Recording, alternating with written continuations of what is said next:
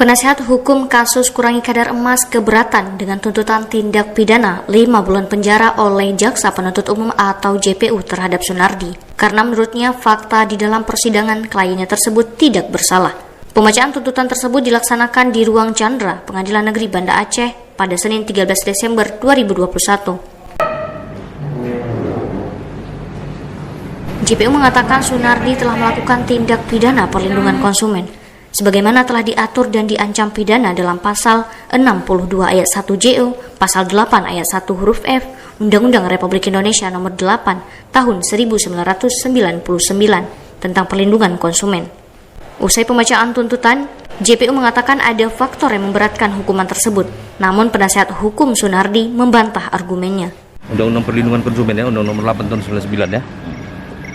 Pasal 62, beratkan meresahkan masyarakat. Hal yang meringankan ya apa tadi itu ya, dia tulang punggung keluarga, apalagi belum pernah dihukum. Penasihat hukum Ali Nasution mengatakan ia sangat keberatan dengan tuntutan JPU karena ia melihat dalam fakta persidangan kliennya tersebut tidak bersalah dan tidak ada satupun alat buktinya. Kami selaku penasihat hukum sangat keberatan dengan tuntutan Jaksa Penuntut Umum karena kami melihat dalam fakta persidangan, klien kami ini tidak terbukti bersalah. Tidak ada pun satu alat konsumen. Bagaimana didakwakan melanggar perlindungan konsumen. Pertanyaannya sekarang di mana konsumen yang hadir? Kan tidak ada. Lanjutnya, ia mengatakan semuanya sudah terurai dalam fakta persidangan.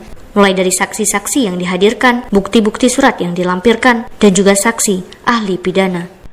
Semua sudah terurai dalam fakta persidangan, baik dari saksi-saksi yang kita hadirkan, bukti-bukti surat yang kita lampirkan, dan juga saksi ahli pidana.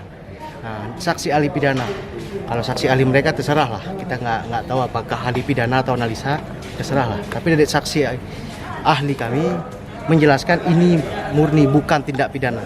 Dari Banda Aceh, Auliana Rizky, Dialeksis TV.